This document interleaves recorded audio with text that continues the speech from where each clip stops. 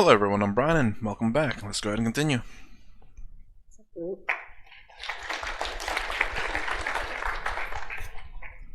For a woman who chooses not to be a mother, who doesn't... Oh, I'll give you an award. So she has chosen you as an advocate for her case, and you have to fight her case. So what are the arguments? I'm sorry, I didn't get that. So there's a woman she who doesn't want to have a want child. be a mother, and she's chosen you as an advocate for her case, and you have to fight her case. So what are the arguments that you would give for a woman who doesn't want to bear a child? I said she needs to be awarded. Well, it's kind of weird here in the States about that. I'll put it this way. I don't know if I said it back whenever he had that last video that I reacted to where he talked about, you know, we need to reduce human population. I'm not in disagreements with that to a degree. I mean, of course, it's all about the approach on it. No, people choosing not to have children, that's fine. I'm not against that. Although it's kind of harsh to have what the Chinese had, the one-child policy. What happens if you have another child? And then your belief in whether, you know, the unborn child is a human or just a clump of cells. You know, whether it's considered murder or not. You know, that's a heated topic.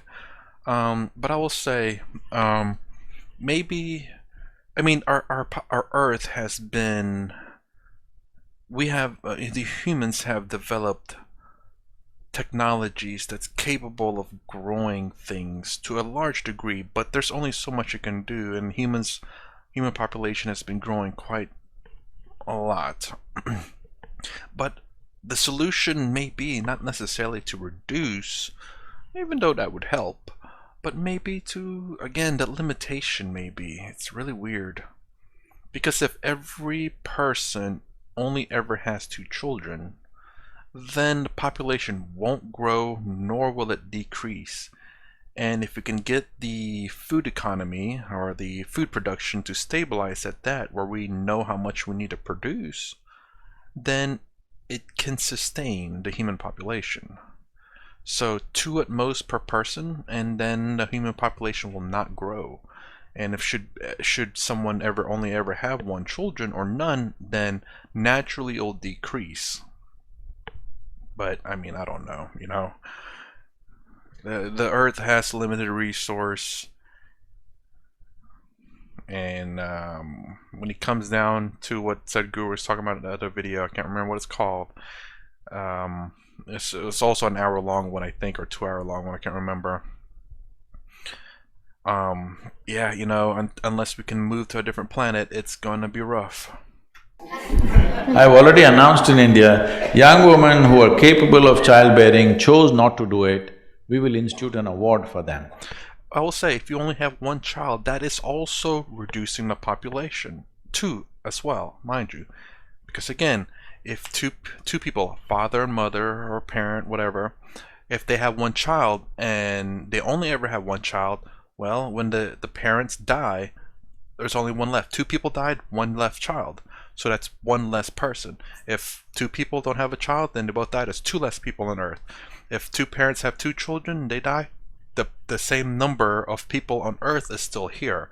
The population hasn't grown, but it hasn't decreased either. So 2 or less, cool. Because right now the greatest service you can do in the world is you are not extra populating this planet, okay? If suppose you were a tiger woman, I mean to say a female tiger, then I would have encouraged you, please breed, please breed. Because it's an endangered species. Well, you know, see, we are not endangered. Wherever you go, there is a crowd. Well, to protect a nation, you have to build a wall, otherwise people are coming. Obviously, there's too much obviously, there is too much population everywhere, isn't it? So, this is something we need to look at in a very fundamental way. This is happening because the need is inbuilt. The reproductive need is a very inbuilt need. Whatever arguments they have at one point, The body dictates. Fortunately, there's a lot of pain and stuff involved. Otherwise, I don't know what would have happened. So, this need, if one has to transcend, instead of forcefully putting it down, if your identity naturally shifts beyond your biological self, you will see these needs will completely disappear. Right now, I want people to understand, what you're looking for is not a child.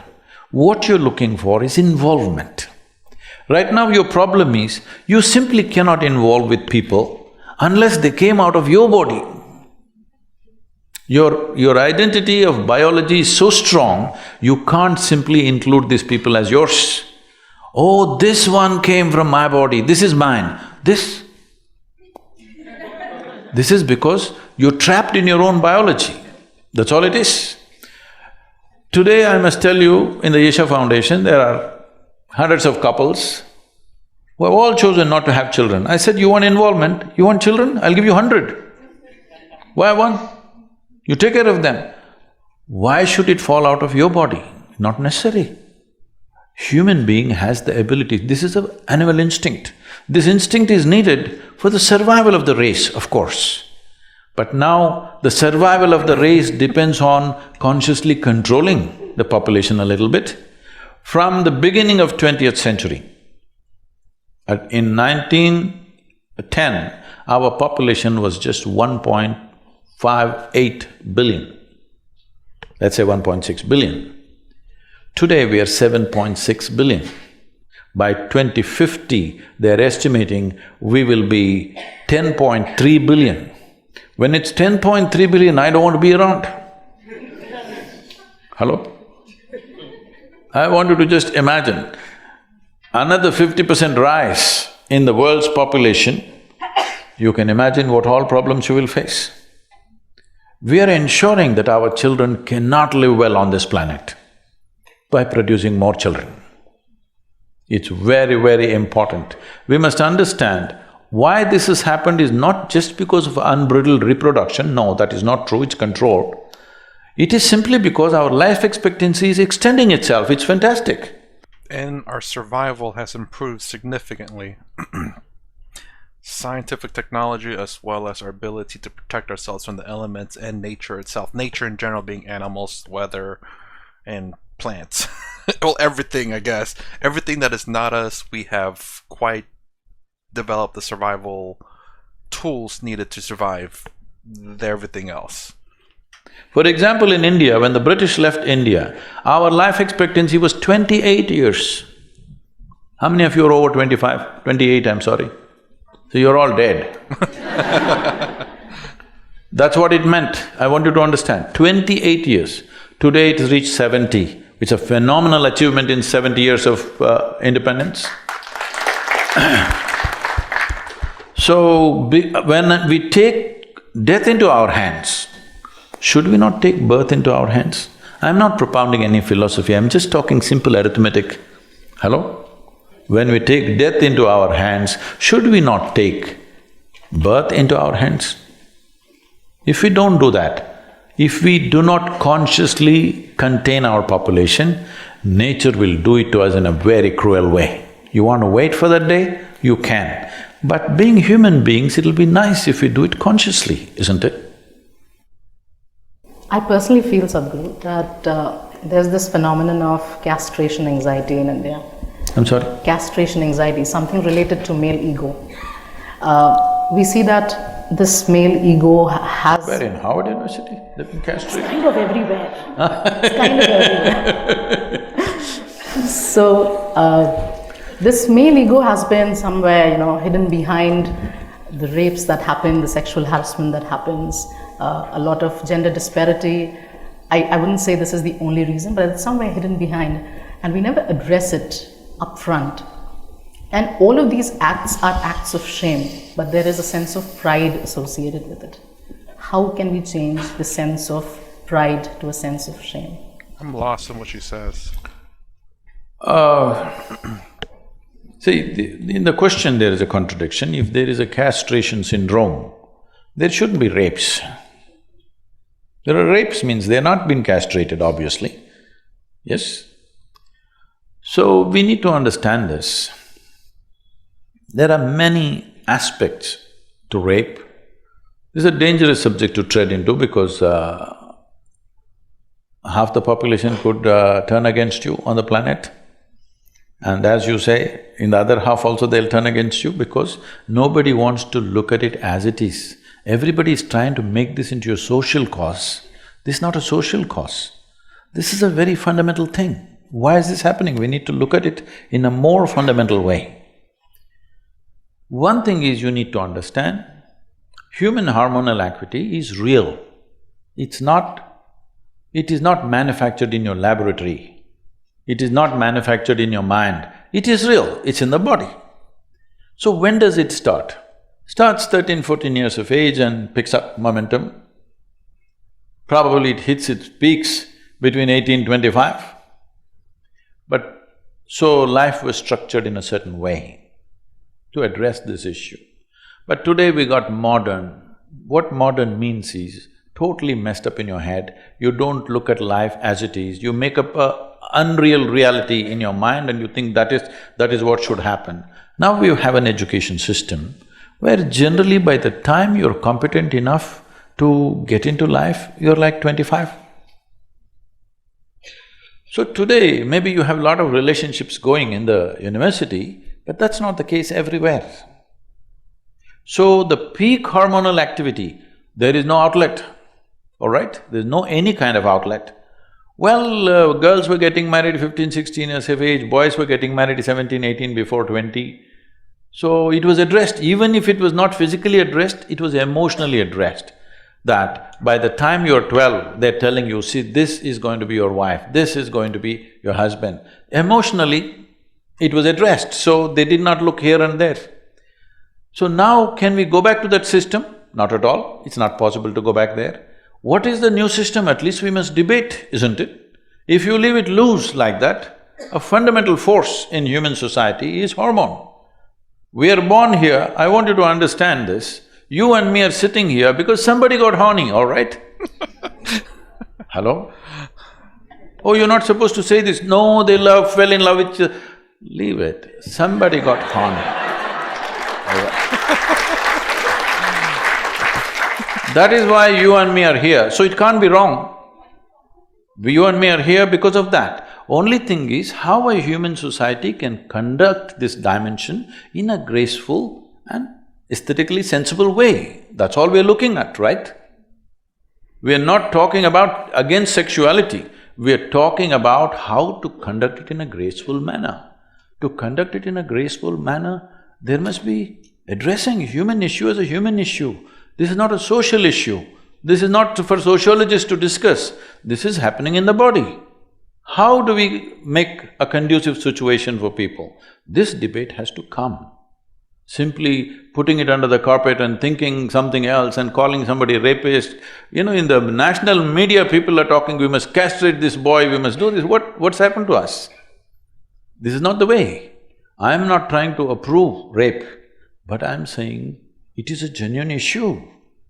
It is not something somebody socially deviant is doing it. It is just that you're trying to suppress a basic energy within the human being, this will happen. Otherwise, will you put them on some sadhana where they will become like monks and be perfectly fine within themselves? You have not done anything like that in the society. There is no discipline of any kind. Everybody's, by the time 15, 16, they're consuming alcohol, where their judgment goes away. All right, you are encouraging alcohol, you are encouraging titillation, all kinds of titillation through the movies, pornography is like all over the place, and the guy is supposed to be like this. It's not going to work. 2 drops of alcohol, the guy loses his judgment and does stupid things. Is it right, wrong? That's not the way to look at it. Are we brave enough to address human issues as human issues and try to find solution? Is there an absolute solution? No. There's no absolute solution. But we can create a society where these things are minimal, right? There always is crime in every society, always has been. The question is how rampant. Isn't that the only question? Only a fool will think we'll create a society without crime. It doesn't happen like that. It is just that how minimal can we make it? So last question, Sadhguru.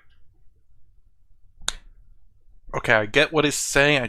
I'm a little lost in what she said. Probably could have went back and listened to that, but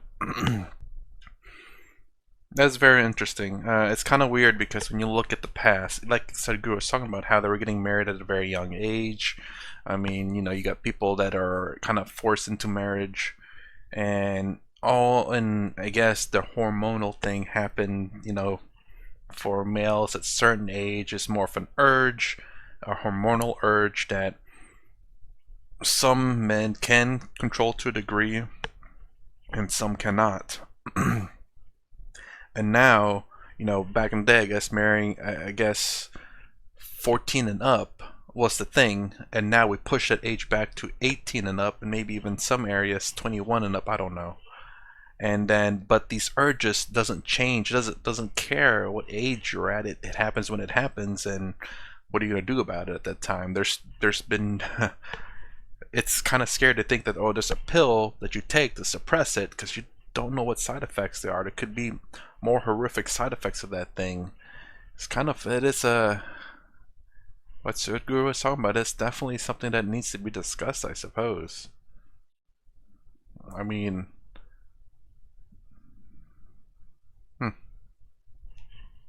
So, in today's society, many influential people, judges or senior civil servants, armed forces officials, they don't express their personal political views in public because the thinking is that they hold a post which should be beyond any political party. Now, what do you think the role of spiritual leaders should be when you are thinking about politics?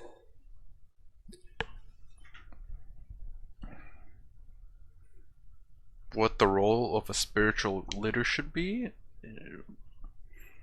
I don't believe anyone of power should. I mean, I guess if you're like left or right, that you advocate for your own party, if whatever party you're at. But unless you're part of that party, I mean, I don't know. If I were to advocate for a party, I'd advocate for people to go vote and vote who they think is the right person. I'm not going to say vote for this party or that party. That is not my job. That is up to you to decide who is the right party, not me. I'm not going to tell you vote for this party. Absolutely not. The only thing I would ask of someone is to do your research, find out what political message or what political policies you want in place, find who has that policy and vote for them. That's it. You don't tell people who to vote. You don't tell people in a sense what to do either. It's been kind of my philosophy. I try to follow that. Sometimes you do have to tell people to do certain things, but that's generally minor things to help fix problems, but not a political problem. Political stuff is a problem, but it's not the kind of problem that can be fixed by just words or by a certain action. That's all gonna be everyone's personal choice. See, everybody as a citizen has a right to express their opinion if they wish. But people who hold positions in the government, they're not supposed to take political positions. In personal life they can, but in public life they cannot. I have imposed this upon myself. I need not, many people have not, but I have, that in public I don't take political sides. Because if I take a side, I may move off millions of votes in one direction, which I don't want to do. Why I'm saying this is, my concern is this: if one individual can move, let's say, 1 million or 10 million or 100 million votes, this means we will go back to feudalism, not democracy. The idea of democracy and secret ballot is that every person will think for himself or herself and cast the vote. You are not even supposed to influence your family, actually. I strictly maintain, my daughter asked me, whom should I vote? I said, you just acquaint yourself what's happened in the last 5 years.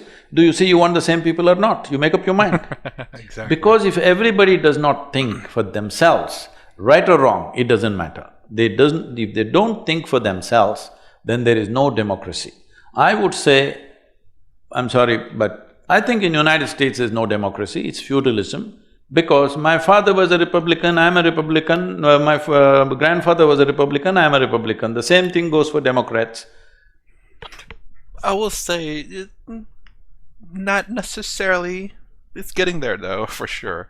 I think there is going to be people who are devoted to Democrats and Republican, but I think the majority of voters are considered to be the swing voters. Basically, the Republicans will always vote Republicans will always vote the Republicans, Democrats will always vote Democrats. You could say they're about 20%. So about 40% of the population is already tied to their parties. But there's 60%, the silent majority, as they say, that will swing left or right. So right now, the majority is still a democracy, but the hardcore people, I think there might be growing. So it's not quite feudalism yet. It's getting there, though. It does certainly feel that way. How is it democracy? You're already fixed. I'm pushing for this in India. I know everybody, all political parties will be against me. I said, political party membership should be taken away. My friend has said that, and I do agree to a degree. You should vote on policies, not people. And I would say this, if I were to push a political party, I'd do it this way. I would say, you see Republican Democrats? See that third party that only gets 0.1% of the vote? If you're not going to vote, vote for that third party. The reason why being is because right now, the political system in the United States is a flip of a coin in a sense. It's one heads or tails, there's no in between. We have no third party, and that's something that we need. So I would encourage people to vote for either Democrat or Republican, and if you're not going to vote for either one because you think they're both trash, then please vote third party.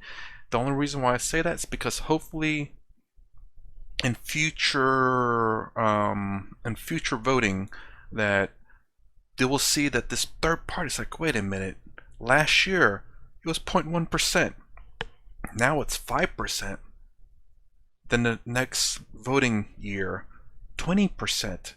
It's growing, and it'll bring this three-party system that you just don't get what? You just don't get steak or vegetables. You can have, well, I don't know what else you can, fish, I guess, I don't know. You know, you have more options on the table as opposed to just water and Coke, or hot water or freeze or ice. Boiling water or ice. You just don't get water. No, you get boiling water or ice. You don't get in between kind of deal. And that's what I encourage people to vote. Either vote for the party that you want for, or at the very least go vote a third party. That way, hopefully, there's enough votes into this third party that people start to take it seriously, and that you get an additional option to your voting system. Political parties should not be able to enroll members, because now you have 100 million members. These 100 million people are simply voting for you without looking at what you have done or what you're going to do. They should go. Every time, every 5 years, we must be willing to evaluate what's happened. Is it worthwhile giving them another chance or no? This evaluation should happen every election time. But right now it is fixed. Because I belong to this party, anyway I'm going to vote this party no matter what nonsense they do. This has to go. This is just feudalism. You've destroyed democracy. So as a part of that, I have taken a stand that I will never publicly give a call, this is the way to do. But at the same time, everywhere I go, people keep asking, what has happened in the last 5 years, is it worthwhile? I only tell them, see, this is what has happened, it's for you to decide whether this is worthwhile or not. You must decide. I will not tell you, this is great, you must vote for this party, because that will destroy the fundamental democratic fabric. So, judges and others, they should not, because they're holding a position which will become weak if they express political opinion. That's not the right thing to do. But every other citizen has. Recently I was even asked why someone who's has a religious whatever, like they're talking about the UP chief minister, how can he be a chief minister? What I'm asking is, he's a monk, all right? Because he's a monk, have you given him any special rights? Can he drive without a license? Can he go without paying taxes? Is there any special rights? Can you travel in an airplane or a train without ticket? No, no special rights. Then why the hell are you taking away the privileges that other citizens have? Like anybody else, he stands for election, wins the election, he rules, but he may impose his religion. Well, a whole lot of people are drinking alcohol, all right? Ministers, chief ministers. Are they imposing alcohol on you? Maybe they will try. They're trying, not only trying, they are actually. So if a man is meditating, maybe he will try to influence. Whether you meditate or not is your choice. Can he impose it on you? Does he have the mechanism to impose it on you? No. These are just rubbish nonsense going on all the time because there are 200 news channels. They have to fill it with something. If there isn't news, they gotta make it. 200 channels is too much of news, isn't it? And everybody says what we are right now broadcasting is unique and fresh, only we are doing it. They have their agendas too. I would have loved to ask a follow-up question, but I think we're out of time, so let's open it up to the audience. So let's do this. Let's take questions in groups of 3, and then Sadhguru can choose how to club them and answer whatever. I normally answer every question, so just give me one at a time, huh? Sadhguru, you speak so logically and it makes sense to me. But at the same time, you're celebrating the religious festival of Mahashivratri in a grand way at the Isha Yoga Center.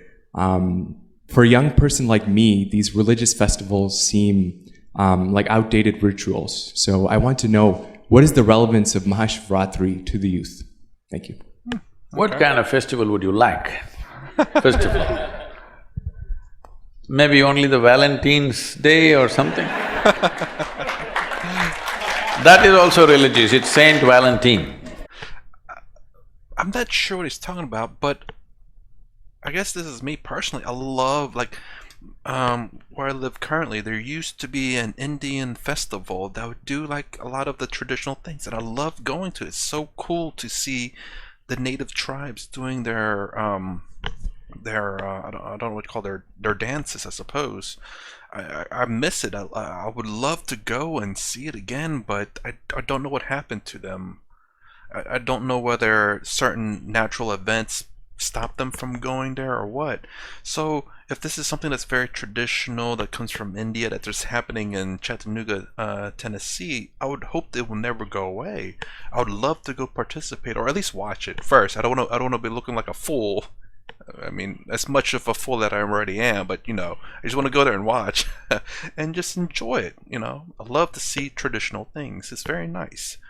I'm not saying don't ever replace, you know, maybe the old traditions, but maybe incorporate new ones as a new celebration, a new tradition to be held. Something, again, this is something, I guess, beautiful about America, you could say. I mean, I don't know if you want to call it that or not, but it's the fact that America, it's not really a nation on its own in a sense. I don't know how to describe it. There's Chinese American, Japanese American, British American, German American, French American, Indian American, Taiwanese American, Filipino American, Hawaiian American, whatever American, every country American. America is not a nation of white people. It is mostly white people. It's mostly British, I think, or German maybe, or French, I don't know. People from Europe. But it's not exclusively people from Europe. That's the beauty, I guess, about America. It's very diverse.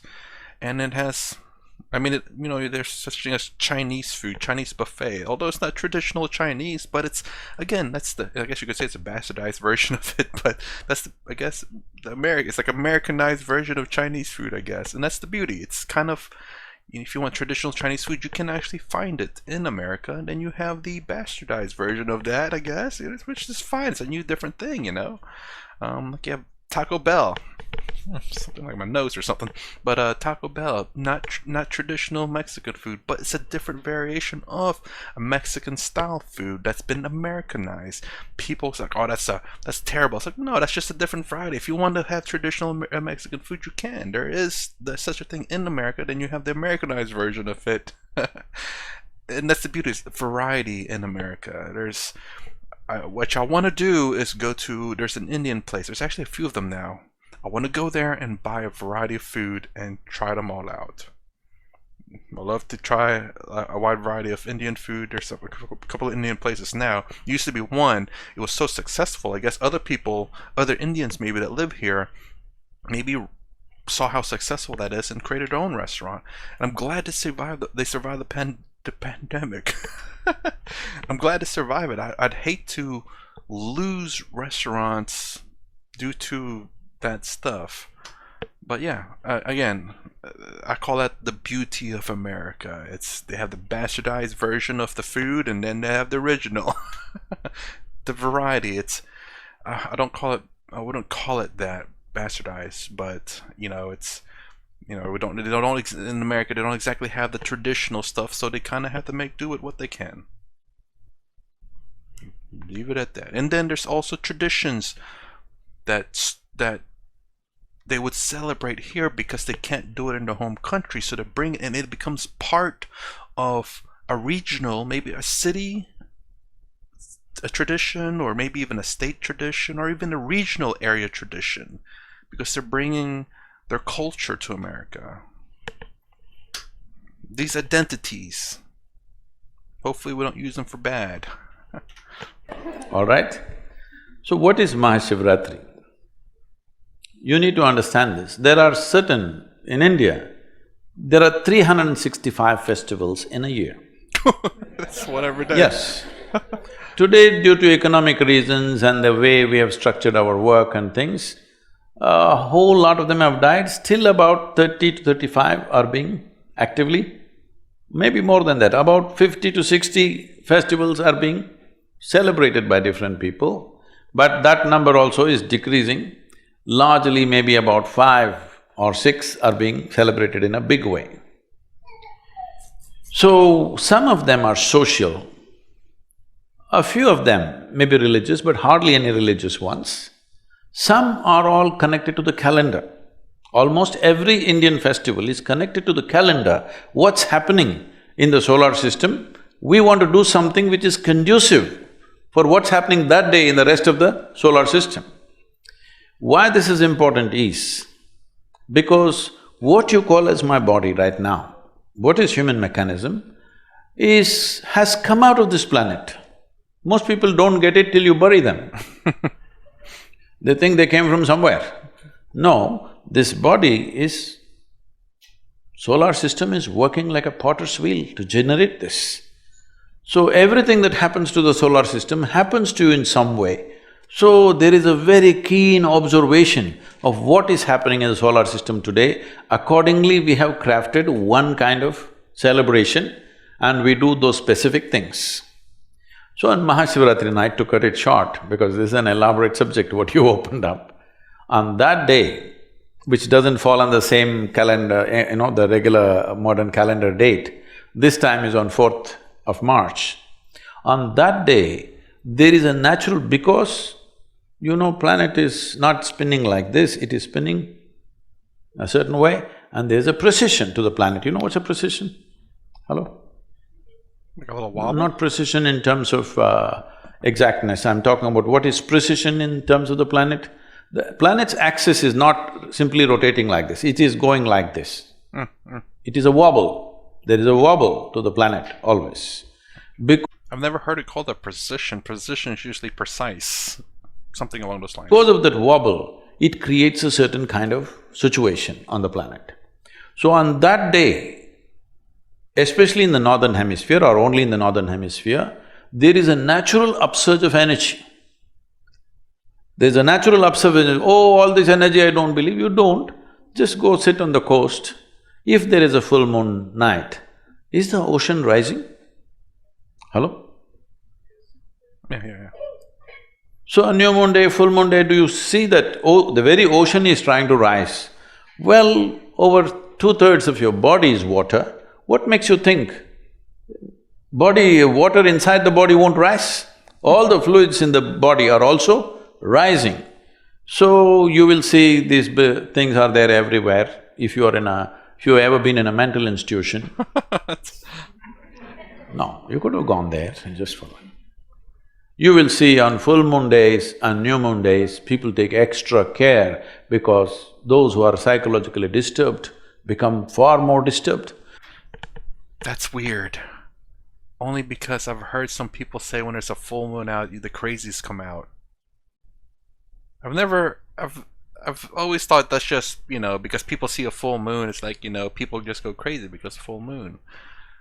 Now that Sadhguru say it, and I've heard that, two things kind of confirming each other, like, I don't know if that's... I begin to question more than just whether just people see full moon and things. At times, yep, it's a full moon time, so time to go crazy, Maybe there is a thing about it now. People think moon causes madness, that's why lunar and loony and all this stuff. Moon does not cause madness, it just pulls everything up. If you're a little crazy, it makes you more crazy. You're a little loving, it makes you more loving. You're a little meditative, it makes you more meditative. Whatever is your quality gets enhanced because there's an upsurge in the system.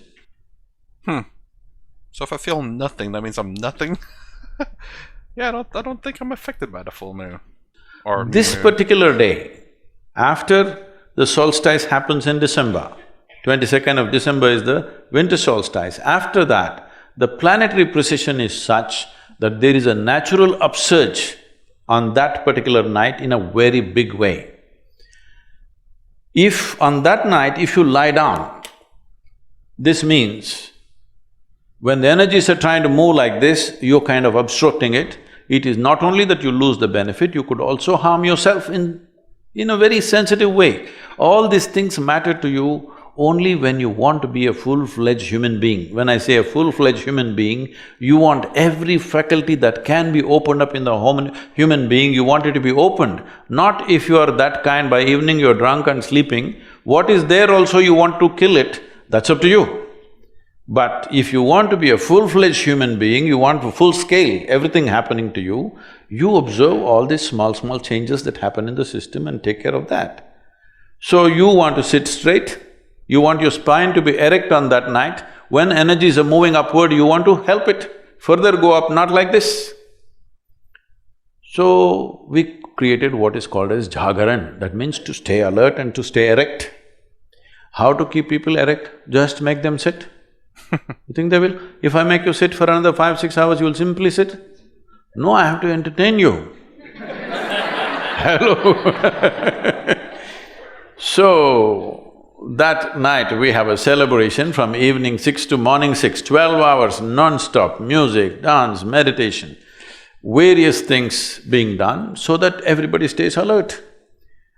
Nearly 1 million people are in one place, but these numbers were exploding, so now we have large screens in over 130 cities across the country in southern India, so that people gather there and too many don't come here, but still it'll run into somewhere around 700 to 800,000 people in one place. And over 86 channels are telecasting it live. So how many millions of people are watching, we don't know. Last year they said it could be somewhere around 6 crore people could be watching. This time it's going to be much more. This is also the 25th year of Mahashivratri in Isha. 25 years ago, we started Mahashivratri celebrations in that place with just 70 people. So, it's grown that big because people find the benefit of what it is. You do one thing on that night, without getting drunk or drugged, just sit alert. You don't like celebration, so you simply sit like this. It's up to you. Or stand, I guess, right? So, you need to understand this. A human being needs celebration. If celebration has to happen in your life, you need some sense of playfulness, otherwise there's no celebration. Most people can celebrate only if you get them drunk. I will show you 1,000,000 people in one place, not a drop of drink allowed anywhere, but you will see full night, not one person will sleep, everybody's on, okay?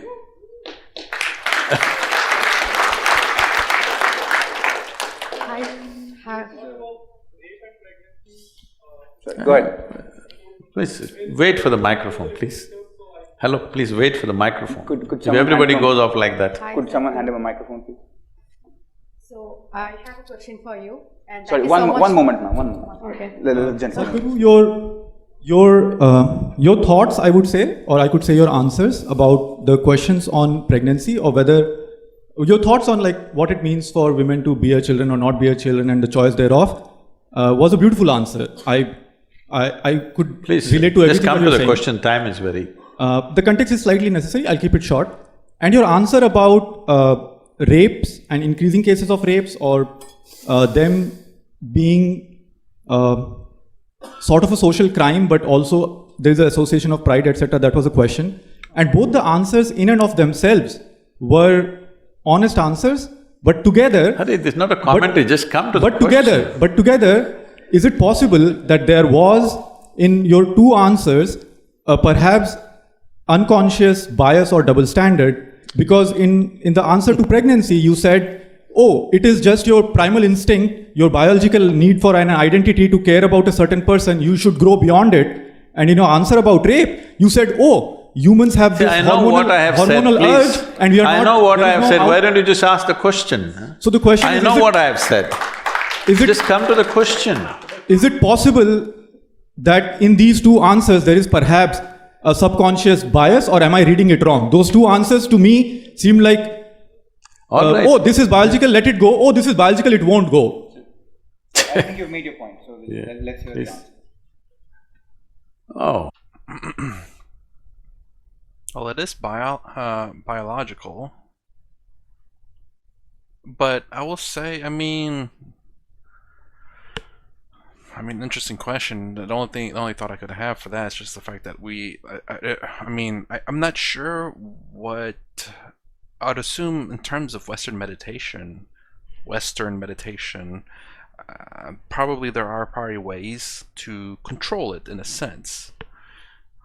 Obviously, and I think he never really. I don't think Sadhguru came with a very precise answer. I think if I heard him correctly, is a discussion needs to be had about it, about a solution for that problem. It is biological, and it needs to be handled. It needs to be discussed, but I don't think I'd necessarily heard a solution other than just it needs to be discussed.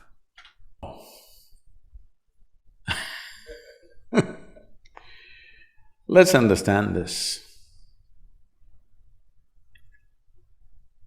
The hormonal impact on human biology is such, it subjugates one's intellect, subjugates one's knowledge, subjugates social order, and acts beyond that.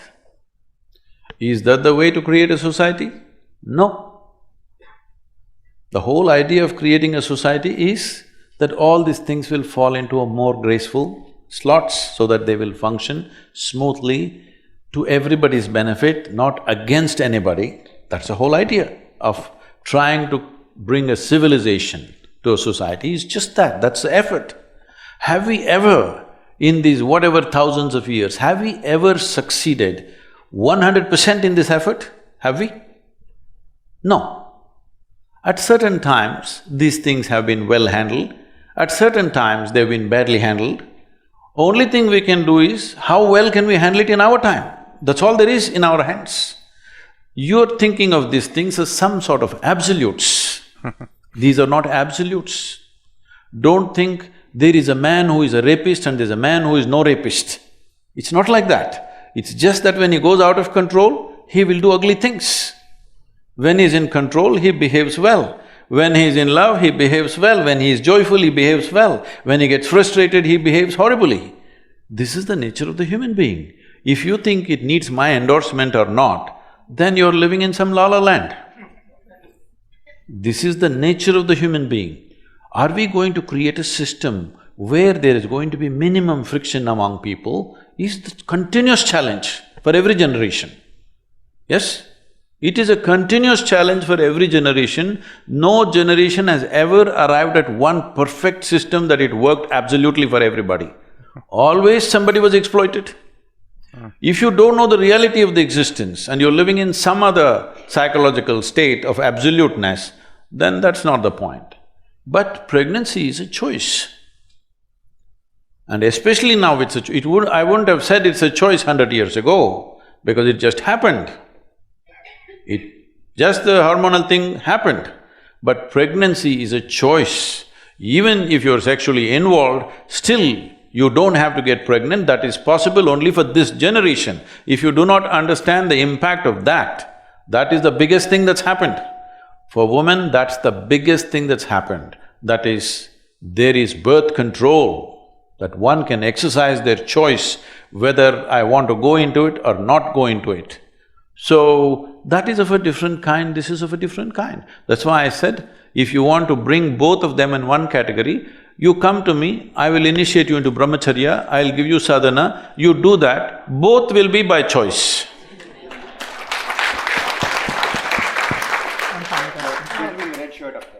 Thank you so much for coming here. I just wanted to ask you about how we can contribute back to society and give back, because everyone keeps talking about contributing and contribution, but it's really hard for each person to come up, and just want to hear your thoughts on it.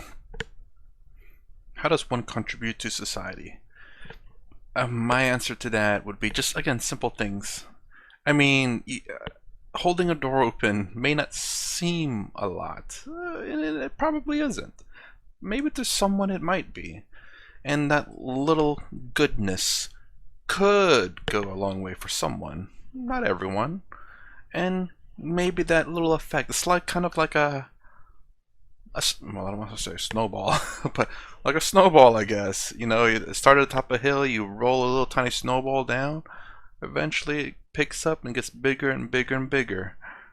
Maybe that little one time that you held the door open for that person just for some odd reason that day took great notice on that one time that you held that door open. Don't know who you are, that just holding that door open all of a sudden changed their life. I'm not saying it could be billions of holding doors open and one person that it affected all of a sudden does great things. I'm not saying every single person does it, you know, keep it minimum, minimal, small standards. But yeah, just simple things like that.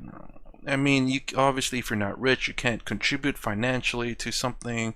You can only contribute so much to society in terms of what you can provide to society, whether that be just holding a door open or donating money to charities or to helping feed the hungry a little bit, volunteering time, unskilled, untrained labor to Sadhguru's cause. See, when I talk about giving back something to you, that means I have stolen something from you already. Please don't do that. If you don't do the first act, the second act will not be necessary. As a part of this, we have started this conversation in the business world. It's still picking up momentum, but not enough momentum. I'm talking about structuring businesses in such a way that you understand, in any transaction, you're talking about sustainable business. Not only ecologically, the business also has to sustain as a business. If any relationship has to sustain, it must be beneficial for both the parties. Whether it's marketplace or marriage, I want you to understand, you're not, but whether it's marketplace or marriage, unless it benefits both the people, this transaction is not going to go for long, isn't it? So to build a business in such a way that always it's beneficial for both the parties, if you do, first I don't have to take it and then at the time of retirement I want to give it back. What is this?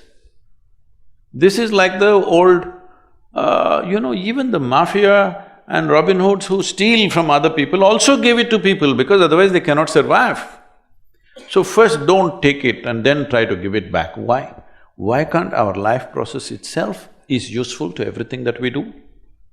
Why can't businesses be built in such a way that it's naturally beneficial to everybody? And if you make this happen, if you structure today a lot of impact businesses are coming which are all thinking on these terms. It is still not large enough as it should be, but it's beginning to happen. As a part of this, right now one of the biggest problems we need to address in the world in the next few years is going to be migration. It's estimated nearly 1.5 billion people will migrate in the next 5 to 10 years' time.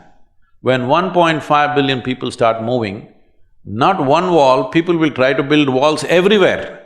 And wall is a solution only till the tide is of a certain level. When the tide increases, it'll fall over the wall. It will. I'm not just talking about one country, I'm saying everywhere. So what is the solution for this? The problem is just this, right now, nearly 80% of the world's investment is probably in approximately 25 to 30 cities on the planet. This needs to spread. And that's what I do agree with Sadhguru there too, is the sheer fact that there's a lot of people, it's kind of it's a big issue in the United States that, you know, a lot of, as far as I last remember, it's a long time ago though, there's like I think 1 million people that that become, I think, natural citizens in the United States, but I think or at least 1 million people, I think, that immigrates to the United States, whether they become natural citizens or not, I'm not sure.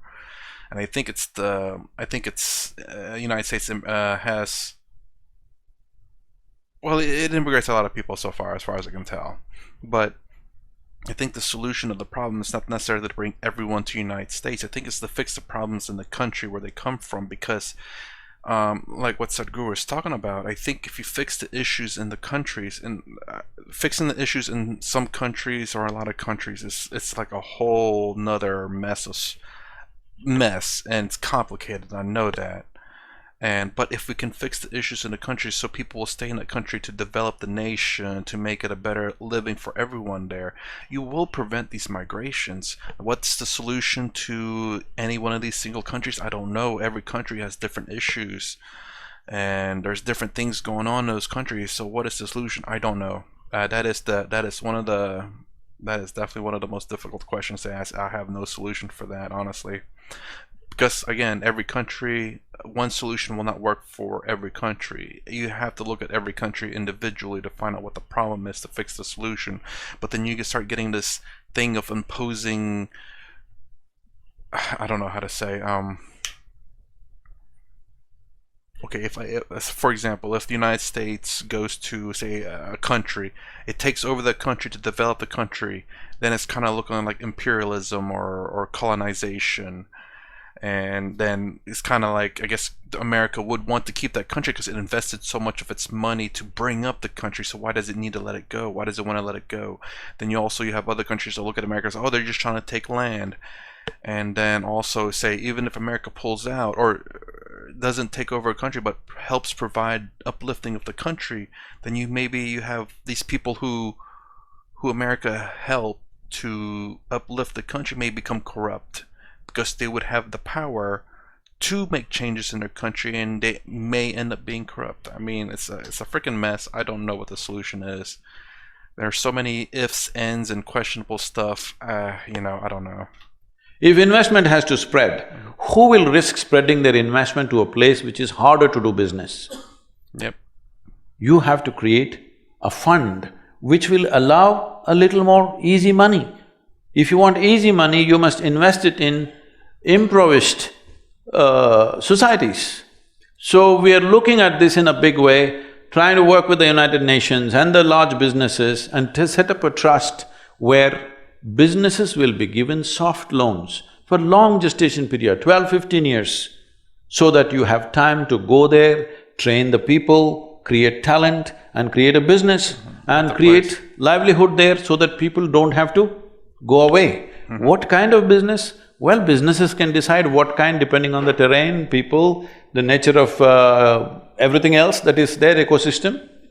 But if we don't do this now, that if we don't spread the world's investment into various areas, you will see when one segment of population is living with so much comfort and well-being, another segment has nothing, you cannot control it. All these years you controlled it because there was no transportation, you understand? Now everybody has transportation. One way or the other they will come in. One way or the other they will come in. It doesn't matter what kind of barriers you put up, in the next 10 years' time, they will come anyway, unless you put investments in various places and create livelihoods. The businesses have to be structured like this. Young people who are studying business, you must think of solving world's problems rather than just thinking of some fanciful ambition. Your ambition, whatever it is, I want you to understand this. You will realize this as you go with your life, but if you realize early, it's better. In terms of activity, whatever activity we perform in the world, how deeply we touch another life is the most profound satisfaction of activity. That's the purpose of activity, really. Do you want to write a book that nobody wants to read? No. Do you want to cook something that nobody wants to eat? Do you want to build a building where nobody wants to live? I'll say if I write my life story, I don't want anyone reading that. So, in terms of that, yes, I want to write a book that no one wants to read. But then I wouldn't write the book in the first place. When you do something, you want it to touch somebody's life. So if this is the thing, the young people who are going into business, you must think on these terms. How to impact maximum number of lives and where can we do it? If we don't create this opportunity and allow migrations to happen, you will see terrible things happening when people migrate. So you must understand this. Right now, between Africa and the United States, at Spain, Italy, all these places, every year, thousands of people are drowning in the waters. They are not reported. Media will not report that. Nobody wants to report that because they're unwanted people. But some deaths will be reported. Deaths are reported. Is anybody capable of reporting the human suffering of leaving their homeland, dragging their women and children and going somewhere? That suffering, can anybody report ever, I'm asking? Is death the only thing that matters? Human suffering matters, isn't it? Human suffering cannot be reported by news media. Only if deaths happen, they will say 100 people died, 200 people died, but that is not the real thing. Those thousands of people who left their homelands where they have lived forever and coming and desperately looking here and there, losing their wives and children and husbands and searching here and there, this is not a small thing. This is going to scale up in a tremendous way if we don't spread investment, if we don't spread businesses into societies which are stuck in poverty right now.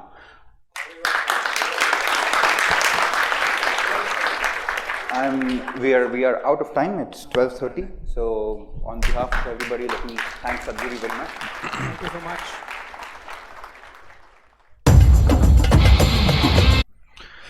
Okay, and again, I do agree with him. That's the difficult thing, though. You know, a lot of businesses, I don't know. This is one thing maybe I can say I'm not too sure. I'm not familiar with America's business, but I think the tax system, to a degree, may have an incentive for businesses to spend money, in a sense, to put back, basically to put back into the economy.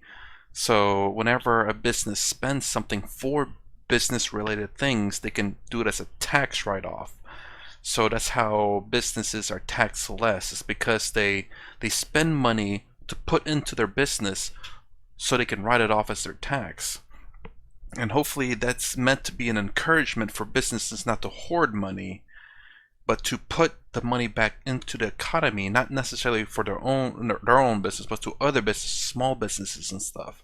So to keep money circulating in the economy.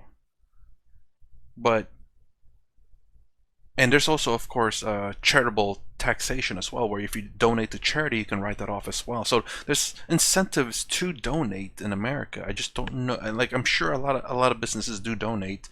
Even I think America does give quite a bit of money away to other countries as well. Last I've heard, I just don't know how much. I can't remember. I know I do believe that the United States donates a lot of money to underdeveloped countries. I do believe. Again, no research. I've heard of it. I can't quite remember, but I wouldn't doubt that. I know the United States tends to be quite charitable. I just don't know how much. But I just don't know if that's really working, though, because even if you give money to underdeveloped nation, if it's not used correctly, it's just being wasted. And that's another problem. Or if it becomes one person holds all the money, if they end up being corrupt, then there goes the solution becomes corrupted. The solution's the corrupt solution. It's complicated. It's very complicated. It really is. Well, anyways, that's my reaction to Sadhguru at Harvard University. If you like my content, please consider subscribing. Thumbs up, thumbs down, and below. Thanks for watching. I'll see you in the next vid.